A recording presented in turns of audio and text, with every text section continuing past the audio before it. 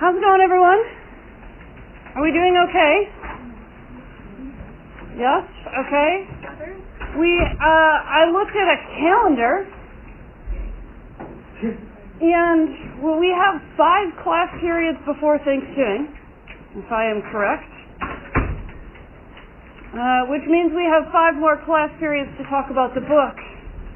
And then, 4 class periods to talk about the book, 1 for the last in-class concepts and connections. And then the last 2 weeks of the semester is just all writing your paper. We'll talk about that, what happens after Thanksgiving, a little bit more as we get closer to Thanksgiving. So that means we're getting close, right? We're getting close. And so I'm going to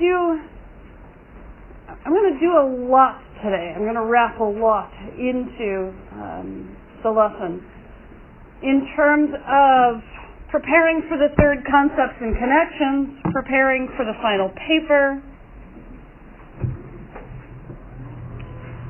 learning more about the book,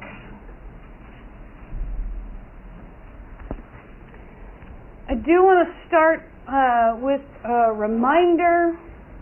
Okay. With the last 2 summaries, I'm not going to be too terribly concerned about when they're submitted. Just get them submitted before Thanksgiving, right? You've got 2 summaries for this book. Okay. Just get them done, please. I want to remind you all that as part of the syllabus, if you come to my office hours to talk about one of your mini essays, generally, or in particular to talk about how you might be able to transition from a mini essay to a final paper, that you can earn points for doing that. 5 points for 1 visit, 5 points for a second visit, up to 10 points. Okay? Some of you have already done that, but I just want to remind you that you have that opportunity. Now that we're getting closer in terms of thinking about the final paper, okay, 5 points for 2 visits. Okay, so just want to remind you of that. If you start drafting your paper, if you just start thinking about your thesis, if you have no idea what to write about and you want help in brainstorming, I don't care.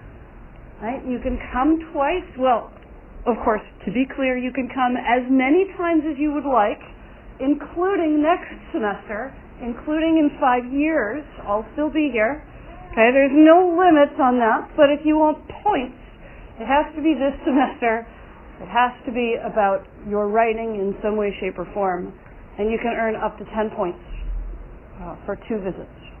Okay, so I want to remind you of that. That's helpful for people who maybe have missed an assignment, or if you're concerned about the 100 points of the final paper, right? If you're concerned about the weight of that paper on your grade and you want some cushion going into that, then come and find me.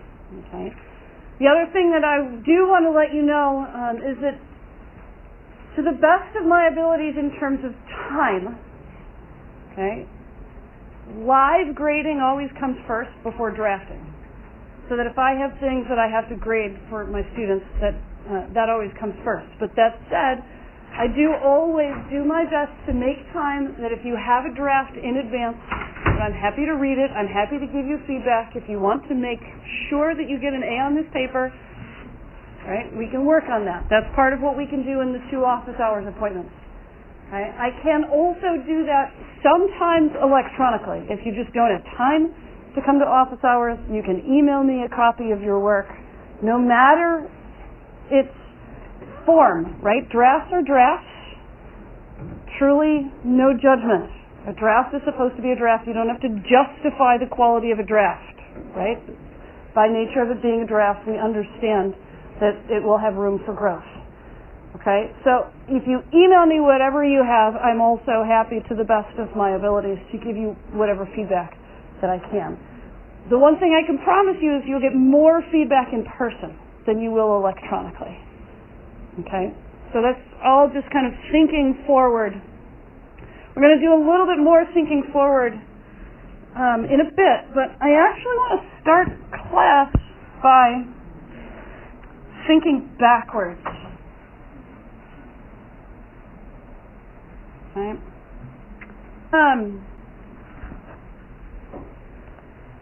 Every once in a while, it's useful to revisit why we're talking about all of this in the first place, right? Why are we reading a book about interracial relationships?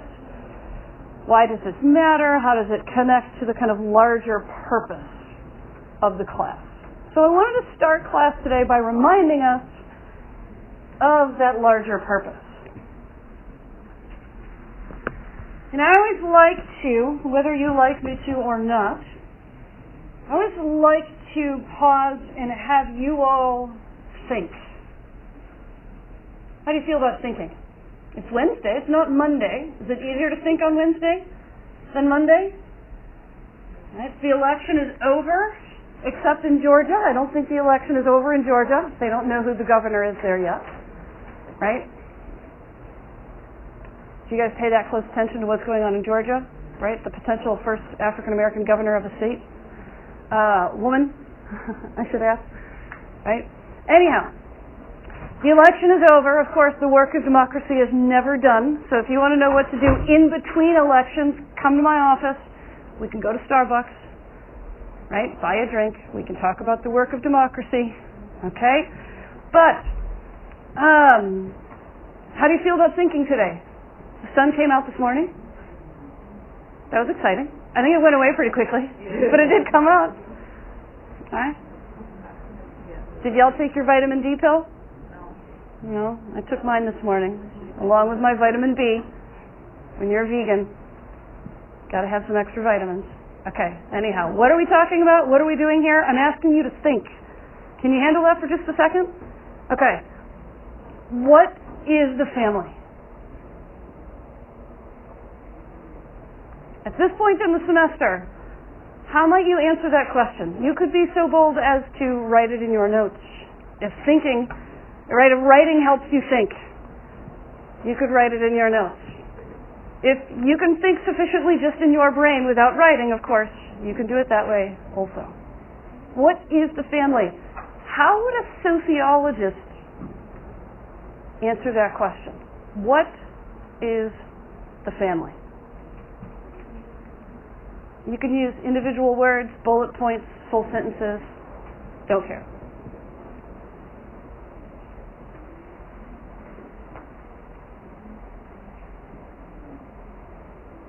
There is some evidence also, by the way, that vitamin D helps you think.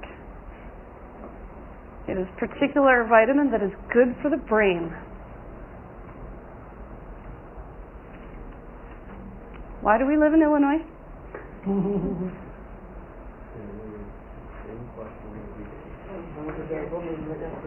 Yeah. My family lives in Colorado, where my brother likes to remind me that the sun shines like 360 days a year, to which I say one letter, F, and then another letter, I love you. What is the family? Sorry, we just had a little fun there. Can't have fun. What is the family? Is anybody prepared to share something out loud? Incomplete as it might be. We have, can I present a challenge to the class?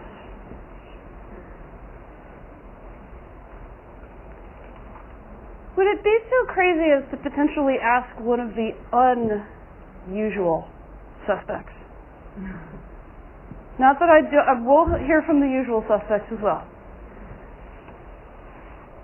Can I embolden a potential unusual suspect to share a word even? What is the family?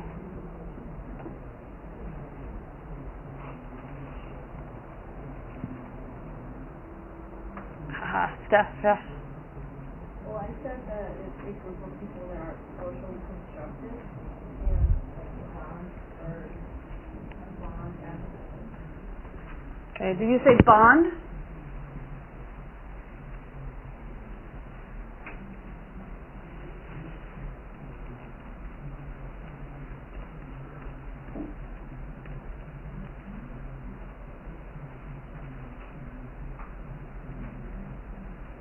Okay, a group of people that are socially constructed.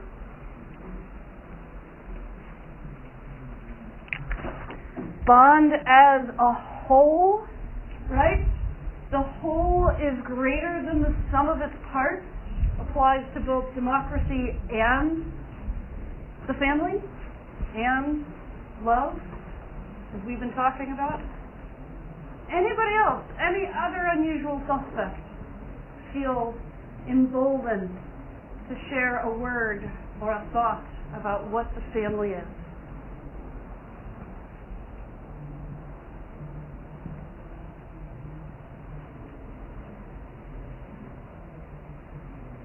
Go ahead.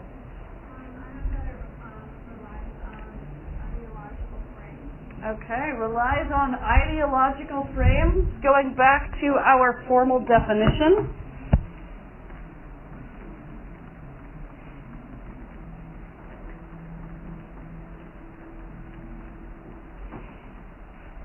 Okay, that says ideological. It's supposed to. What it actually says is a whole other question. Yes? Anybody else? I'll open it back up to the usuals. Anybody else? What is the family? Can anybody add to our definition? Yeah. It's not universal?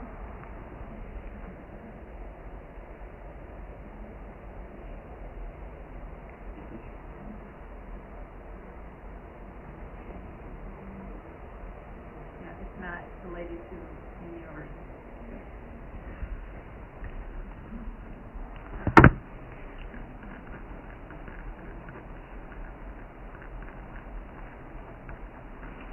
Not universal, locally or globally, right? Locally, in the sense that my next door neighbor's family looks very different from my family, which looks very different from the other next door neighbor's family. Right? You've got a large, white, Irish Catholic family. Right? A small, queer family. And then a large, extended family that I believe is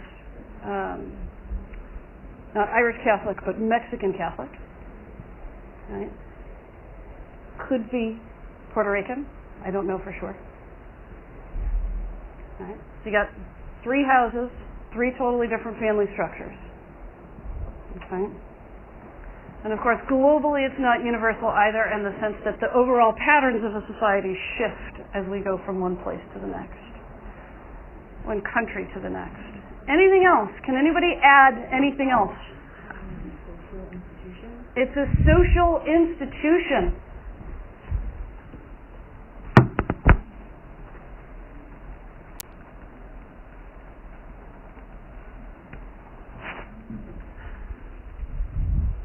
What does that mean?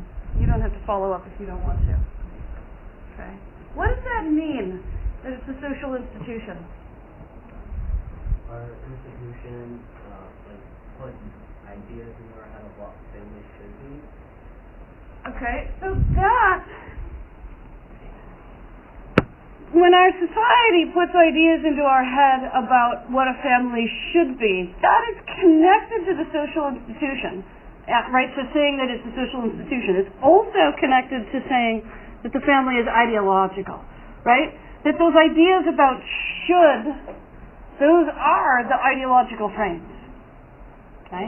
And those ideological frames are connected to the institution, that there's a reciprocal relationship. You know how I like circular arrows, right? So you've got the ideological frame,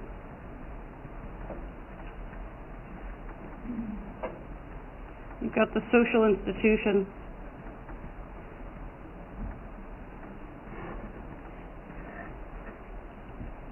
and you've got the arrows that reflect the reciprocity of that relationship.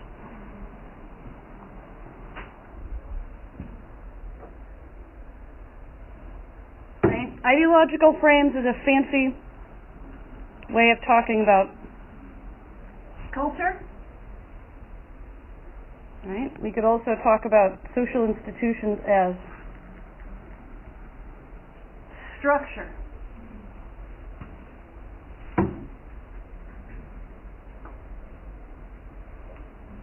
A social institution. What is a social institution? What does the word structure inspire in your brain? To say that a social institution is a kind of structure, what is your brain's kind of gut instinct about what that means? What is a social institution? Where the word structure might be a clue. Let me ask you another clue. Has anybody ever, in some way, shape, or form, supervised a child? A human one? Okay. I know when I'm talking about children, I might need to specify, right? So, again, raise your hand. How many of you have, in some way, shape, or form, supervised a human child? Okay. We all have, in some way, shape, or form. Mine was, right, for some reason that I still do not understand, when I was 14, 15, 16, the neighborhood decided that I was worthy of being hired to watch their children. I still find that to be dubious. But eventually then I also got hired working in childcare. This was my first job was scooping ice cream. My second job was in a childcare context. Okay. I'm the youngest, so I had no younger siblings to look after. Right? So some of you've looked after children by way of, if you're older and you have younger siblings, right? Maybe you've looked after younger siblings. Did anybody else? Any neighbors in your neighborhood decide that you were worthy of being hired to watch their children when you were like 14? Okay. 11? Yeah. Okay. An 11-year-old with an infant. Yeah. Not fun. Yeah, I'm not saying it's good or bad. I'm just speaking of, I knew myself. Like, I knew who I was when I was 14. At the time, I thought I was worthy of being hired. Now I'm not sure that I was. I'm skeptical. What's that? At least you're honest with I am honest with myself. Yes. As also evidenced by how I am always willing to admit that I am part of the problem, no matter what the problem is. I'm certain that I'm part of it. I'm also hopeful that I'm part of the solution. Okay, so some of you have kids, some of you have cousins, right? Some of you have siblings, some of you have babysitting jobs, some of you work in childcare, yes? Some of you get paid, not just by neighbors, but actual in paychecks and W-2s and taxes and all that. You watch other people's kids. Okay, so do kids need, what is the word that's on the board?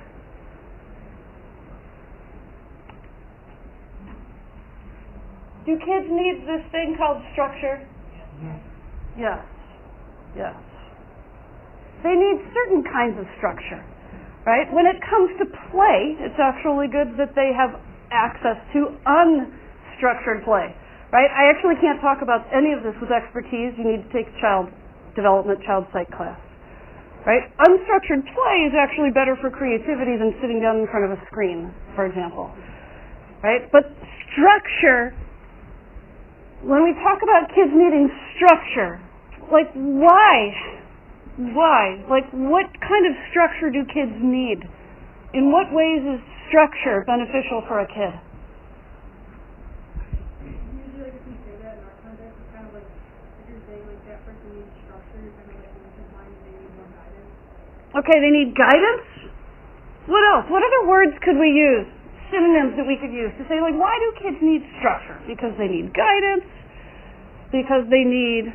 Well, I'm thinking about it in like a literal sense. Like I remember when my brothers were little, we had like stairs. We had to put up these like baby gates so they wouldn't tumble down the stairs. Yes. I have baby gates up right now because Charlie has to have, because of the stitches, he has to have his stairs limited. Yeah. They need structure because they need safety, right? They need guidance They need safety. They need organization. They need consistency. Right? And not to sound like I've been a social worker for a part of my career and or been to therapy too often, but they need boundaries. Who needs boundaries? Everybody needs boundaries. Right? Take a class in the Human Services Department or go to your therapist. Right? But kids need boundaries too. Right? So organization, boundaries, safety, guidance. Okay? That's what structure looks like for a kid. Organization, boundaries, safety, guidance. Okay. Are you with me? What is a social institution? If the clue is the word structure, what is a social institution? I would say a group of people that are, I don't know what they're coming together to kind of make like a group that's like goes along with certain rules or like have guidance. Yes, right? Taking a group and giving it some guidance? Or was that a half hand raise? Okay, so a group bound by norms and laws. Okay. Anything else? This is excellent. Okay. So we've got a social institution. We've got rules, norms, laws. And then with kids, what were the words that we used? Guidance. What else? Consistency.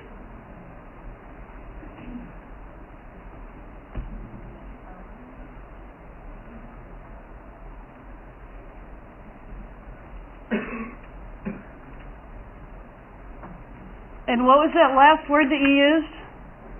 Organization.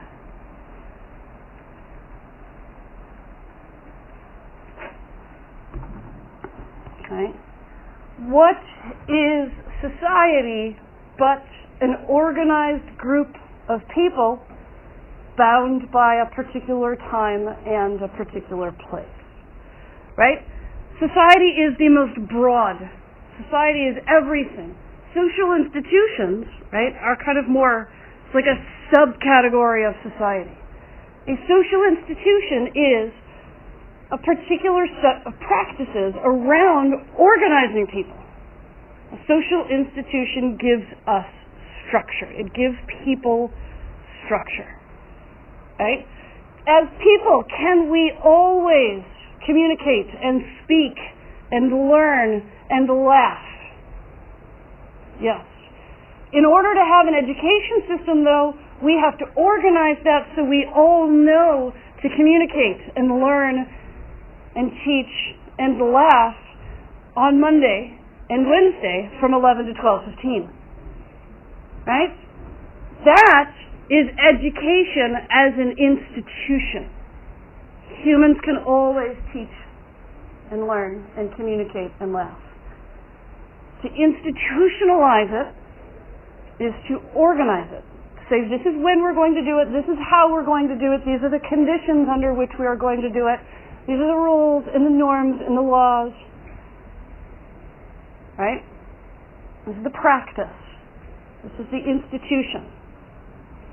So the family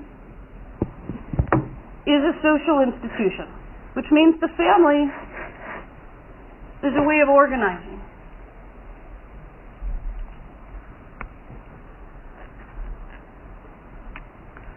So the next question is, what is the family as an institution?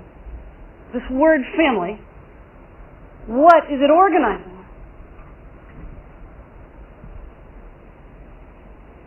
This isn't a rhetorical question.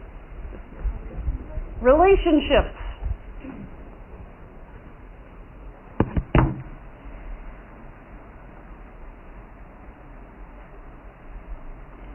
Okay?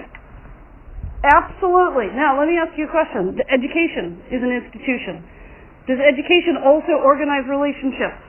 Are you and I in a relationship right now? Yes. Does the government organize relationships? Yes. You and I are in that relationship together as well. Right? I mean, all social institutions organize relationships. Because really, that's what society is organizing how all of these people are going to be in relationship. What is our relationship to each other going to be as people who are sharing this particular time and this particular place? Right? As I always like to talk about in intro classes, if we are going to drive in our cars to and from work and home every day, we have to organize our relationships to each other. Otherwise, we cannot drive. And even with that organization, it's still pretty remarkably precarious. Right? The organization is necessary. So, that is an excellent starting point for what the family organizes, right? The family organizes relationships. We could qualify that even further, right? What kind of relationships does the family organize? What are some words that we might use? What kind of relationships does the family organize? Relationships of care? What was that? Yeah.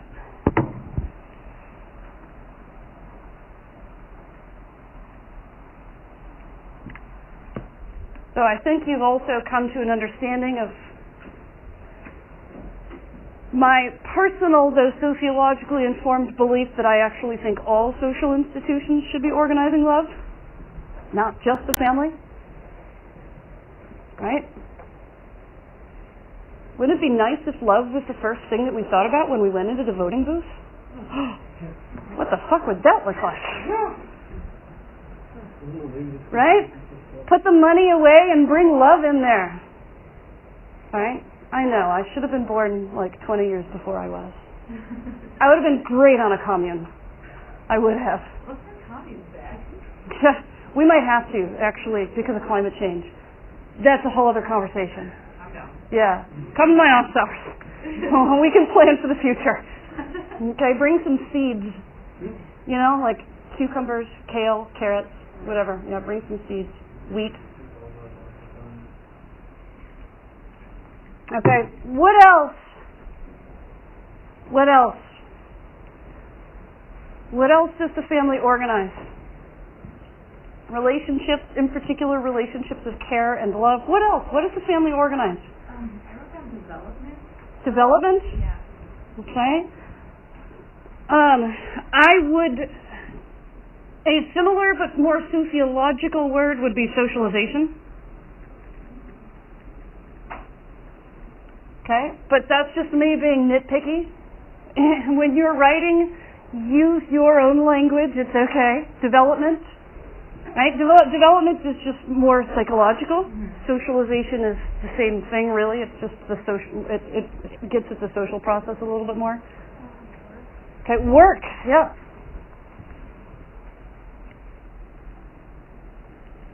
Right? The family organizes work, right? I mean, the whole idea of the breadwinner and the homemaker is a division of labor. It's who is going to do what work, right? Remembering that historically, of course, the homemaker does economic labor. We just don't get paid for it when we do, right? If you work in a restaurant, you get paid for feeding people. If you feed people at home, you don't get paid. But that is still productive labor. You are still engaging in the work of production and consumption. Right? So it organizes work. The word that I often use, or the two words that I would use to talk about all of these things, right, are productive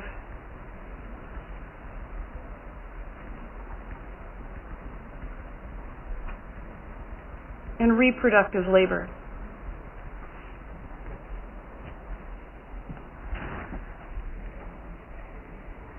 Right?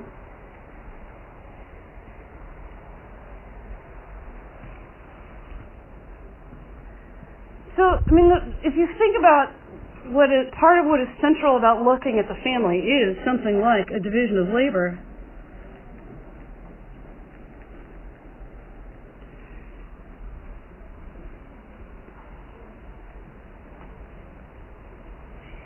If I had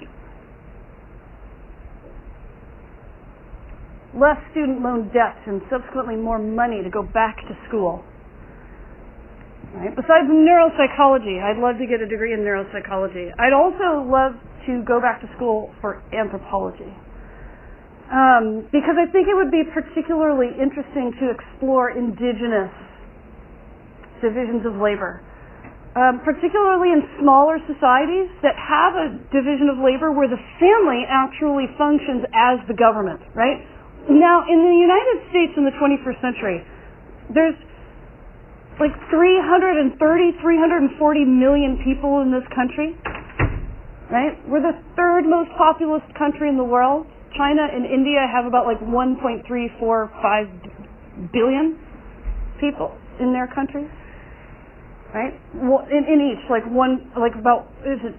is billion, right? 1 billion in China, 1 billion in India, about. So if you're looking at countries like that, like China and India and the United States, we're so populous, right? We have family as an institution, but we also have to have government, right? We need something larger because we are such a large population. But if you go back to indigenous communities, and you can see this in some places now. You can go to the Maasai communities in Kenya and Tanzania, for example. You can find indigenous communities that the family is the government, right? In smaller populations where a government isn't necessary, the family is the primary mechanism of organizing everything about that society. Okay. So the family is intimately connected to a division of labor, of kind of making sense of who's going to do what for whom, and when, and under what conditions. And we have to do this, right? If we want to drive, if we want to learn in any kind of consistent way, if we want to socialize kids in any kind of consistent way, if we want to do these things, we have to organize. Right? So I bring this all back up because, first of all, it's good to have this kind of context in your final papers. So it's just good to remember what it is that we're talking about. But I also want to, as we shift back towards the book, I want to talk about love again, in particular. And this is from Bell Hooks. The book is called All About Love. I finished it since the last time we were here. It's a good book. So, I want to share a couple of quotes. And then I want to transition from this, right, what is the family? Like remembering that the family is an institution that organizes our relationships, our care, our love, the division of labor. Okay? I'm going to walk through a couple of these quotes about love, and I want to connect all of this to Steinbilger's work on interracial relationships and race work in particular. I want to talk about race work. Okay? The quotes that we're going to look at about love have to do with work. All relationships have ups and downs. Romantic fantasy often nurtures the belief that difficulties and downtimes are an indication of a lack of love rather than part of the process. Right? You know how Steinbilger talks about those love myths? This idea of like a romantic individualism, that love is more powerful than anything else, right? That love, okay, so again, romantic fantasy often nurtures the belief that difficulties and downtimes are an indication of a lack of love rather than part of the process. In actuality, true love thrives on the difficulties. The foundation of such love is the assumption that we want to grow and expand, to become more fully ourselves.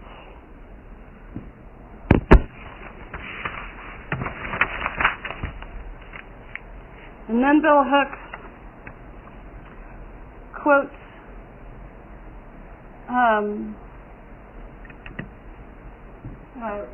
Rainier Maria Rilke. I don't know if I'm pronouncing that correctly. Has anybody ever heard of that poet? It's like, the name is familiar to me, but I don't know if it's something that, we don't even have poetry classes on campus. Do we? Do we have poetry classes on campus? I don't know. Okay, so Rilke observed, like so much else, people have also misunderstood the place of love in life. They have made it into play and pleasure because they thought that play and pleasure was more blissful than work. But there is nothing happier than work. And love, just because it is the extreme happiness, can be nothing else but work. And then she says, true love is unconditional. But to truly flourish, it requires an ongoing commitment to constructive struggle and change. Okay? So,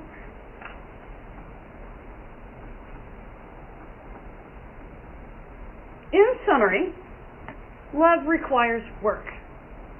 Right? This definition of true love. Is it like a romance where like the connection is immediate and then because of the love no work is ever necessary? Right? For bell hooks, true love is work. It is the work of continual growth, change, and improvement. Right?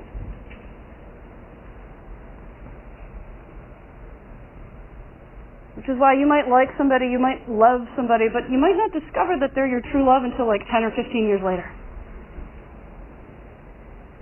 Okay.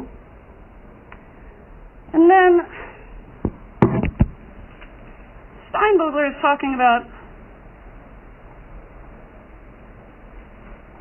race work.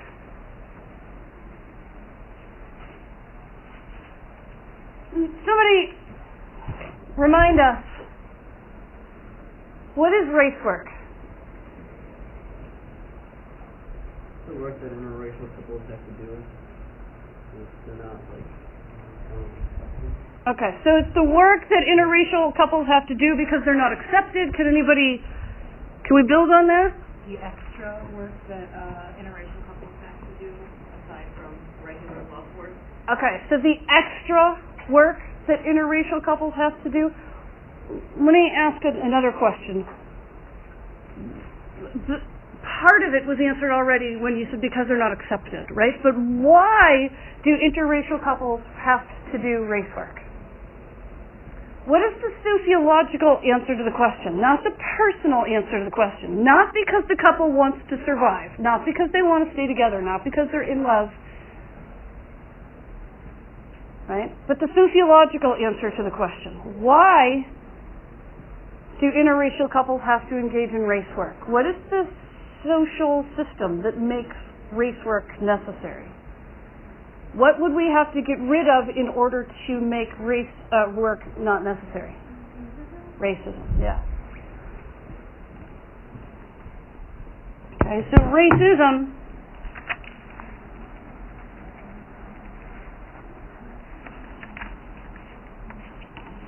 produces race work.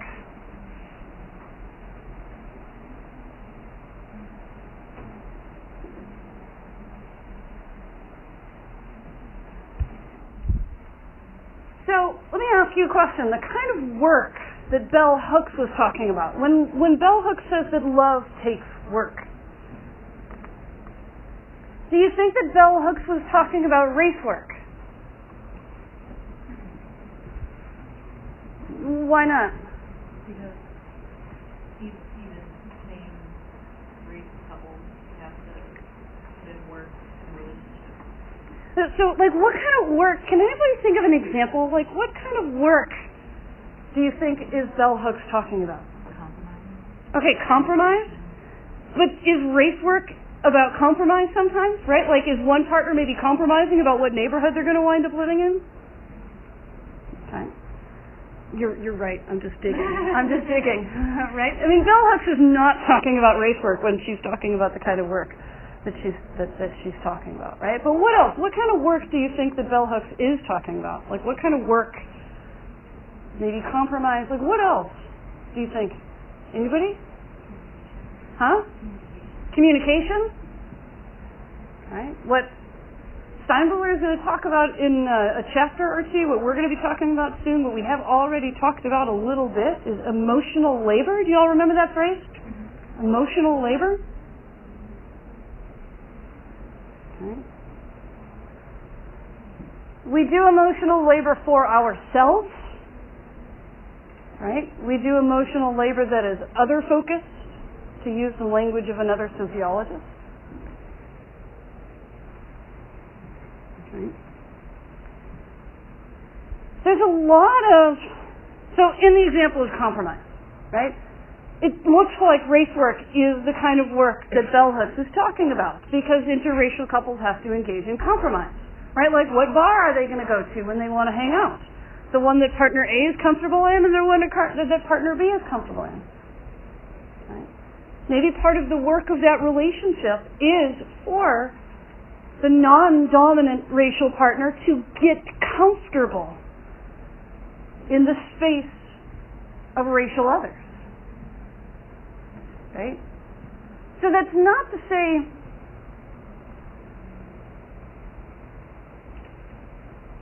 how do I want to put this? I want to problematize race work without problematizing relationship work. Okay? And I want to go back to this idea of what the family is. And this, of course, takes us back to Illuge, because love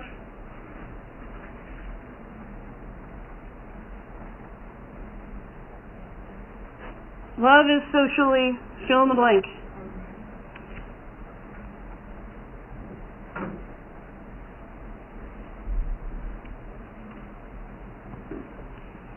Right? Or, as we just said, right, the first thing, the family organizes relationships.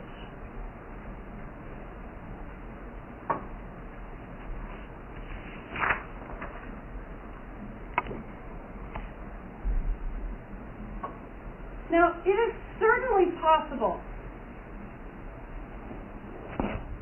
It is absolutely possible. We have been able to bear witness to it, right? The case Loving versus Virginia, the Supreme Court case that wound up to the Supreme Court to make the ban on interracial marriages unconstitutional, right? That couple, right, is an example of the fact that race work doesn't necessarily impede the ability of that couple to flourish.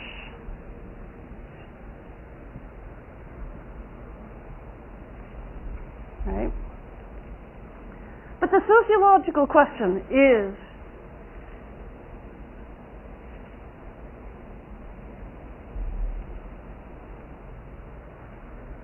connected to the fact that race work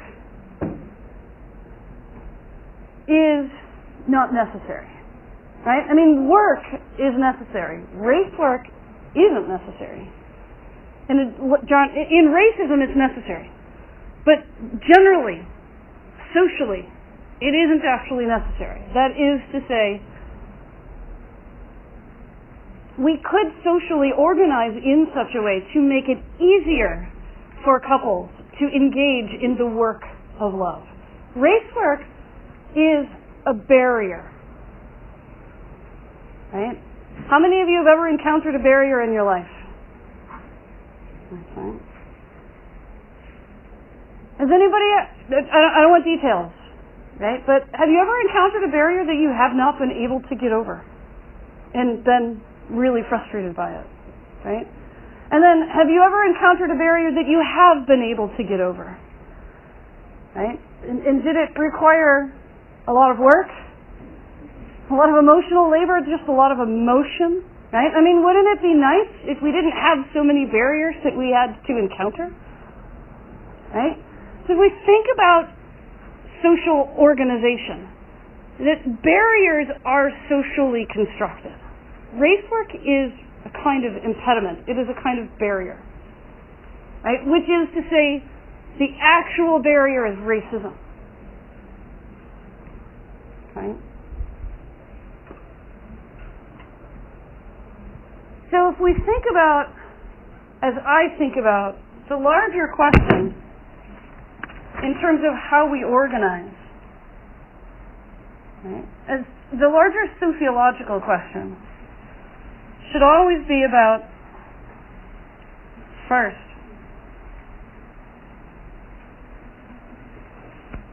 survival, right? I mean, we should organize people oh, thank you.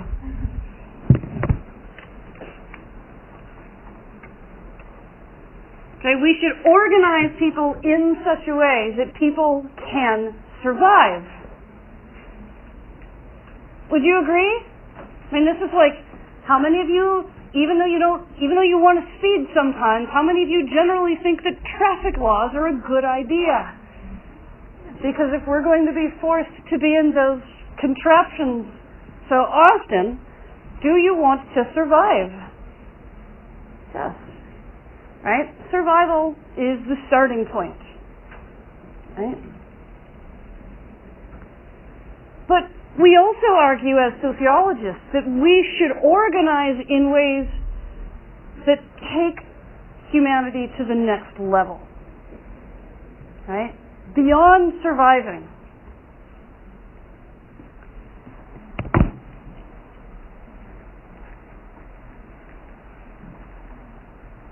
And that would be to thrive.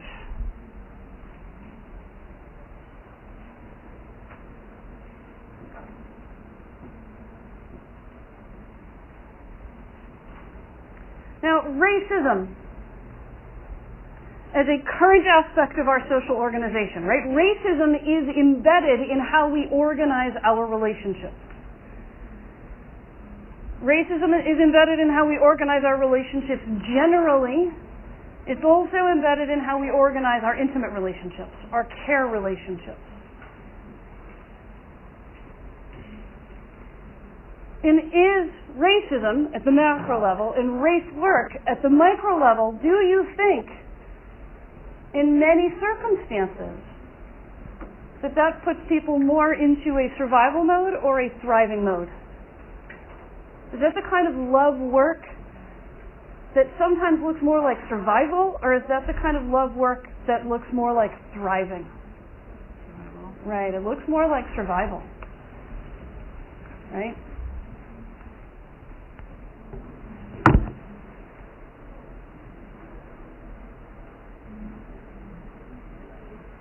It looks more like survival.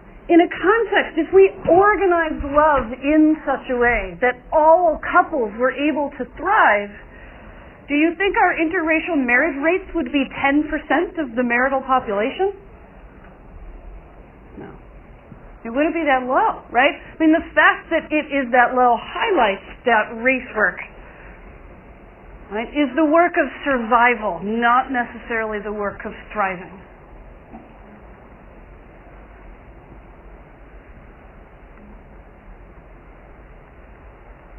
Right?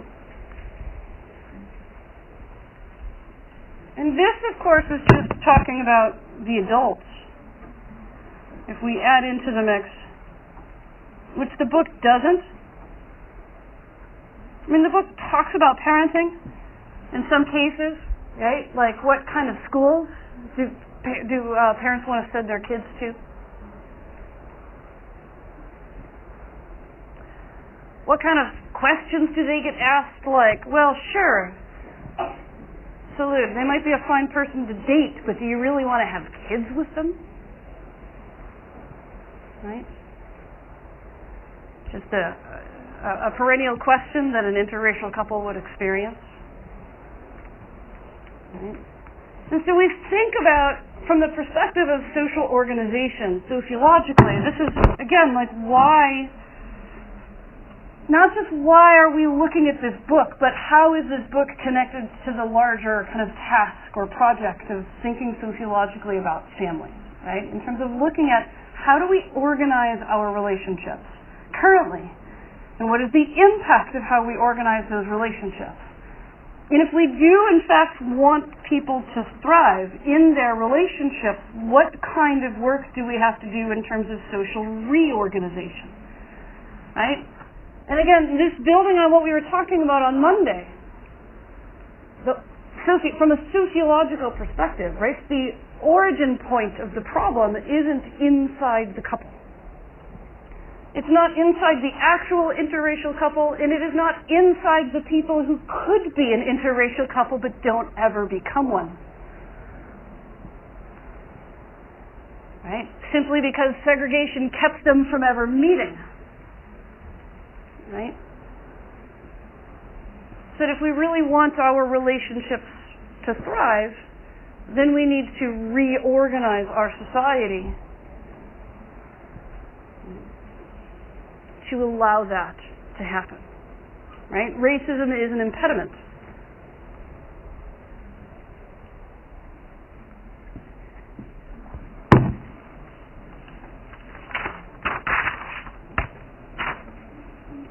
Okay, so we talked about, these were the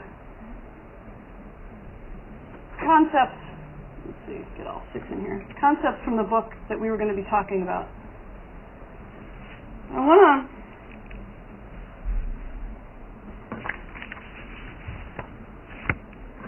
give you all something.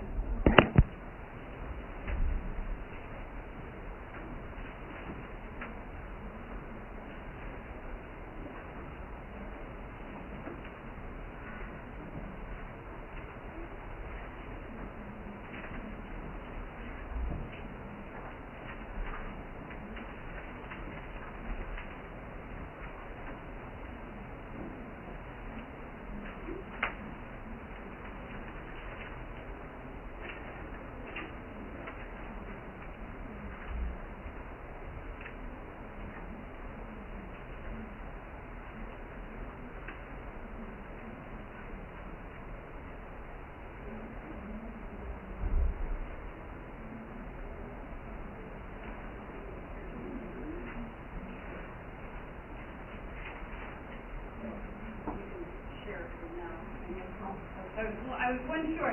I'm going to post this on Blackboard also. So, can I have you share? I need to have myself. I realize I have nothing to look at myself.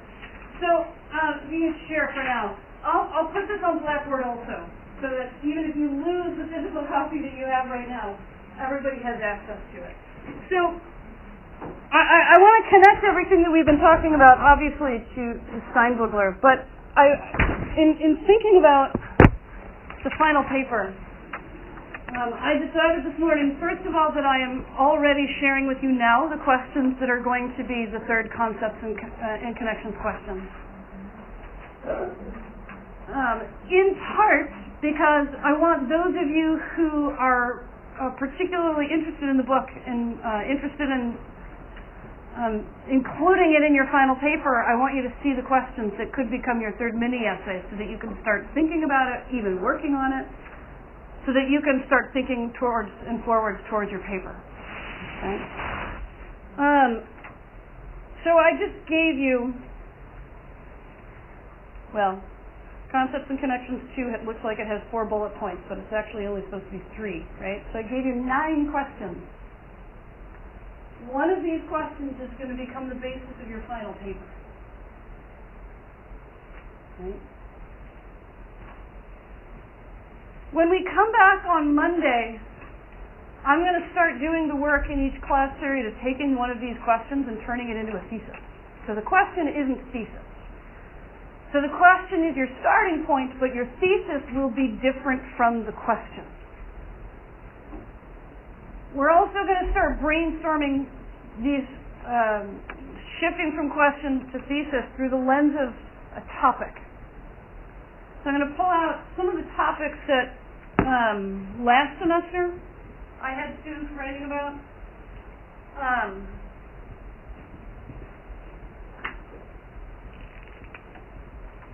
This student writes, their paper was actually about foster care. I had a student write a paper not about It was connected to the article about raising gender variant children, but it wasn't specifically about that. It was just generally about trans families, right? Transgender parents, transgender kids, like the whole transgender siblings, like whatever, right? Just like looking at the kind of whole dynamic of transgender families.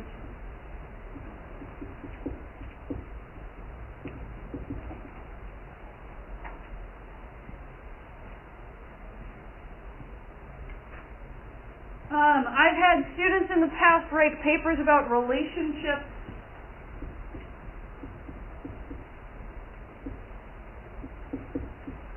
between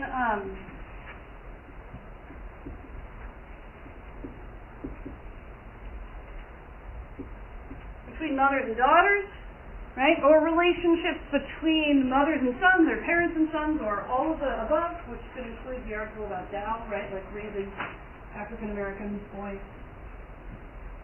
for example. Right? So I want you also, and this is just kind of work over the weekend, we're going to start diving into the book in just a second, but over the weekend, prepping for class on Monday, I want you to start thinking about what topic you might be interested in writing your paper about. And it can be broad, not too broad. We'll talk about that as you start getting closer to your thesis. Right. Broad in the sense that you can be talking about kind of various aspects of trans families. Right. I had lots of people write last semester about interracial relationships between different racial parents than the one in the book. Right. So racial pairings between African American and Latino partners, between white partners, Southeast Asian partners, right? Like you see different things. I also another topic was transnational.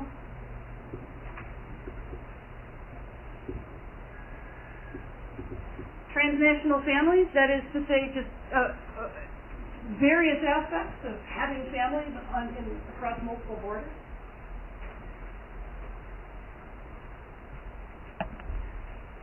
So these are just some examples of some of the topics. And so then the question for your thesis becomes, how do you connect a topic that you're interested in, right, with one of these questions, with one of your mini essays?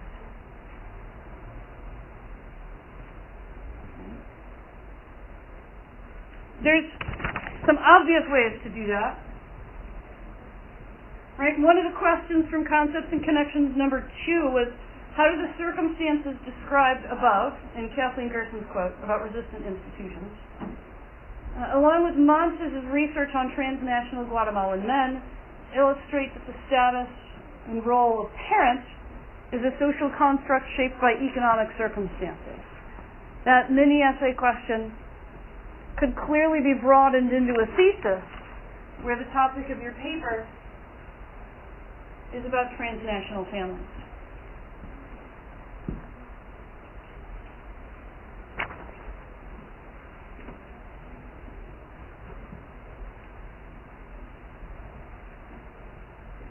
Right?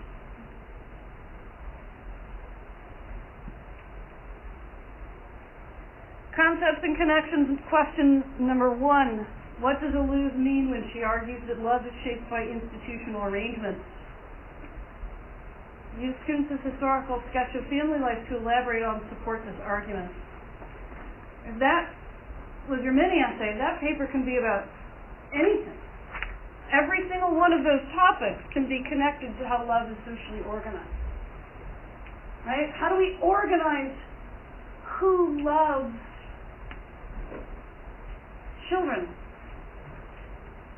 right? When those children have been taken away from other families in terms of foster care, right? How do we organize love? Like, what kind of love work do trans families have to do, right? Do trans families have, like, trans work? Like race work? Okay. How are relationships between mothers and daughters organized by institutional arrangements? Right? How is the love? Right?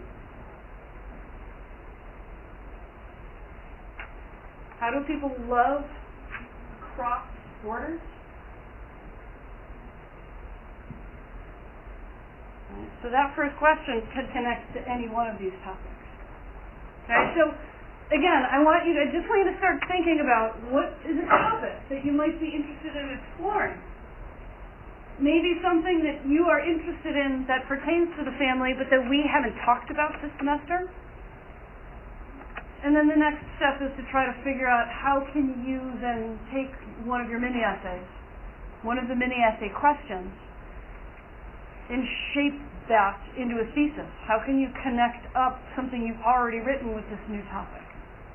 Right? Expand on something that you've already written by broadening it to include this new topic.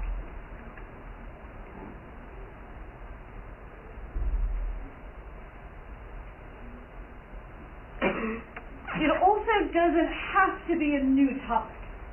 You could just find more evidence for an already existing topic. If you're perfectly content with the topic of controlling images, a lot of you did that second mini essay. If you're perfectly content with that, you can expand that. Right? It doesn't have to be a new topic. You just have to find more evidence.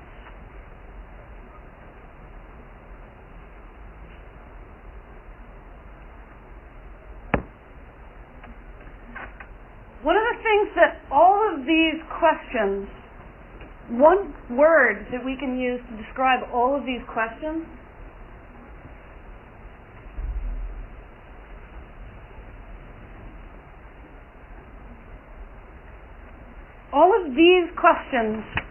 are synthesis questions.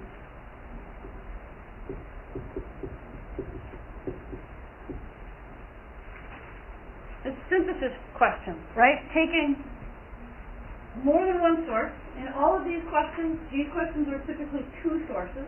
Some of them are three, most of them are two. In your paper, you're going to have to jump up to three sources. Right? That's at minimum. You might wind up with four. Depends on what you need. And at minimum, your final paper will have three sources.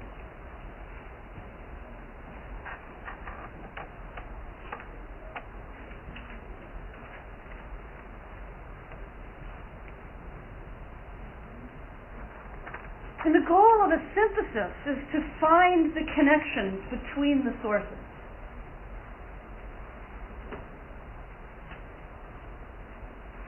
Right? And the difficult, but also the really interesting, kind of like intellectually curious part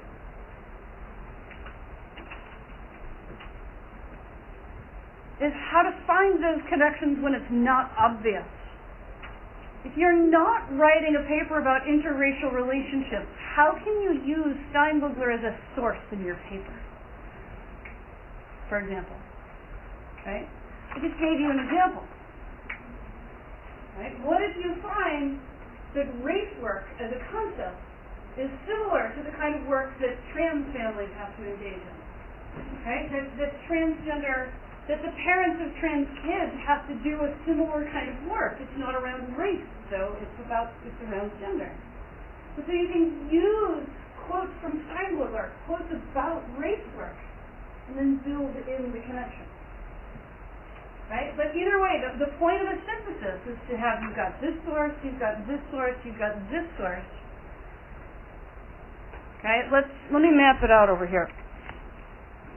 Okay, so let's say, any topic, does anybody have a topic that they're interested in, that they're thinking about, even if you don't write your final paper on, that you're curious about? I want to look at suicide in dads and fathers. Okay.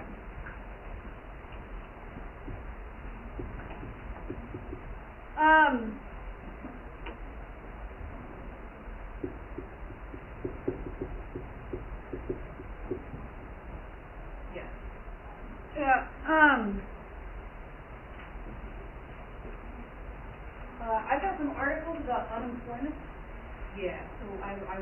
We'll talk. Yeah, I was actually going to ask. Yeah. 5 points. 5 points. Okay, so see, this is the topic, and then like one of your sources. This is low as I can go. Okay, so one of your sources is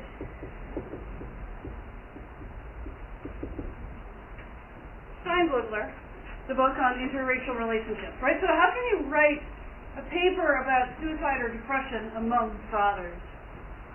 Right now we're going to kind of leave this rhetorical for just a second. So this is specifically among fathers.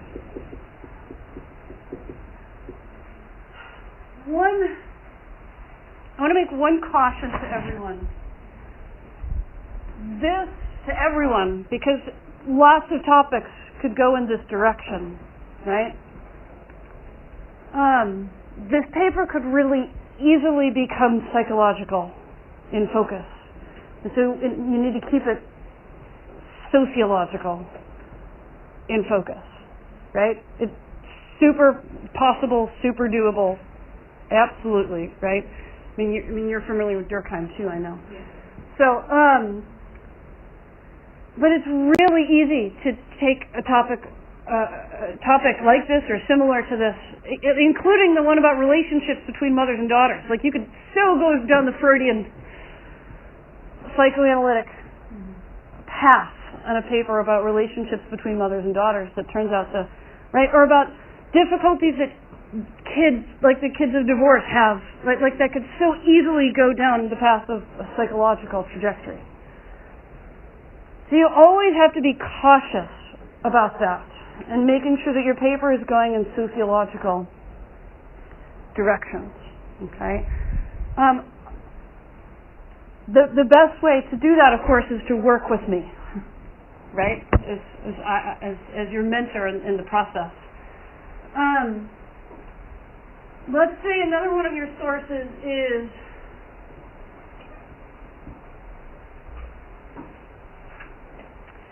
we're going to use Frederick.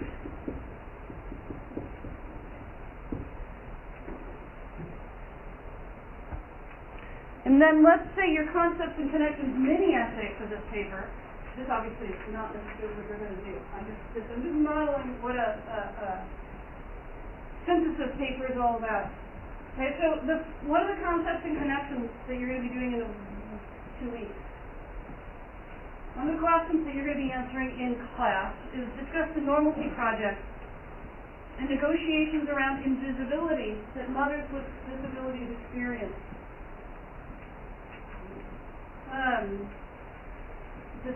There should be a compare in that sentence somewhere with the experiences of interracial couples engaged in race work. Right? So one of the aspects of race work that interracial couples manage is managing visibility. Okay? So if you look at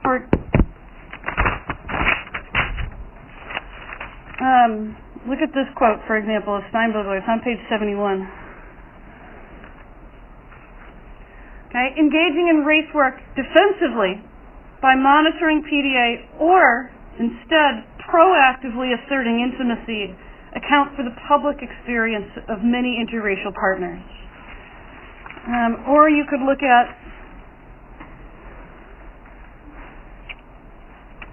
in public spaces, negative reactions are generally nonviolent and subtle. They take the form of curious glances, under-the-breath comments, expressions of disbelief, or verbal intimidation. Yet learning to deal with these less overt forms of public harassment may be crucial to successfully maintaining an interracial relationship. Okay, so those are 2 quotes from the book that illustrate the kind of visibility management, right? How interracial couples have to manage being invisible, how they have to manage being visible. We talked about this the other day too, like when a couple walks up to a counter, do the people even see them as a couple? Right? In the same sense that our sexual binary of heterosexuality and homosexuality make bisexuality completely invisible. Right? So like if you see me with my partner, you would assume that I'm a lesbian. If you saw me with a male partner, you would assume I was heterosexual. There's there's not a lot of space to look, see, oh look, there's a man and a woman, look at the nice bisexual couple. but they could both be bisexual, right? Like that heterosexuality hides, it renders the bisexuality invisible, right? And so then bisexuals have to negotiate being perpetually rendered invisible. In the same way that interracial couples have to do so, right? There's some interesting stuff in that chapter on visibility, in particular with lesbians, right? And that's in particular because there's not a lot of models of interracial friendship, right? And so this is the example where they walk into a place and people don't even assume that they're together, that they're friends, let alone that they're partners, right? And so this question, this synthesis question, discuss the Normalcy Project, the negotiations around invisibility that mothers with disabilities experience, and compare that to the experiences of interracial couples engaged in race work. Okay. So that's that question. It's finding a link between Steinbugler and Frederick. Let's say that's your mini-essay question. But then you're going to write a final paper about suicide and depression among fathers. Right? So then what you would need to do, first of all, is you would need to find a third source. Right? For example, the source that Monica has about unemployment.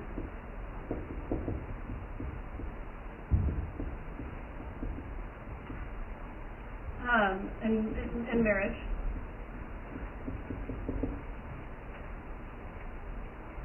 And what you have to do with the synthesis is you need to find some aspect of this article, and some aspect of this article, and some aspect of this article. You have to find where they all connect, and then help you explain this pattern. Okay?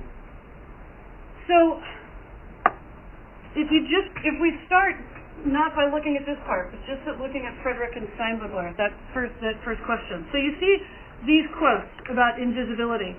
And then let's go back for a second to the Frederick article.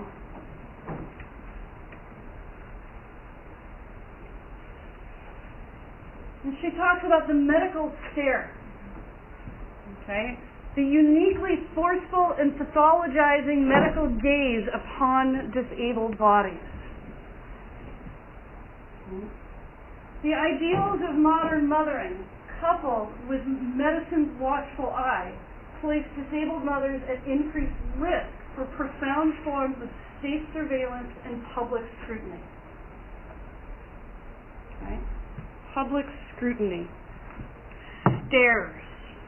Public scrutiny. Stares. In public spaces, negative reactions are generally nonviolent and subtle. They take the form of curious glances, under-the-breath comments, expressions of disbelief, or verbal intimidation. Right? Like, there's a link there.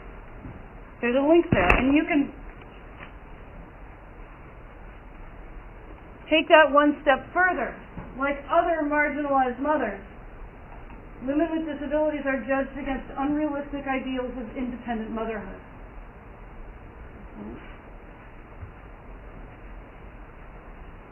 Marginalized mothers, marginalized couples. Right? But there's a connection there, and looking at the experiences of marginalized mothers, the experiences of marginalized couples.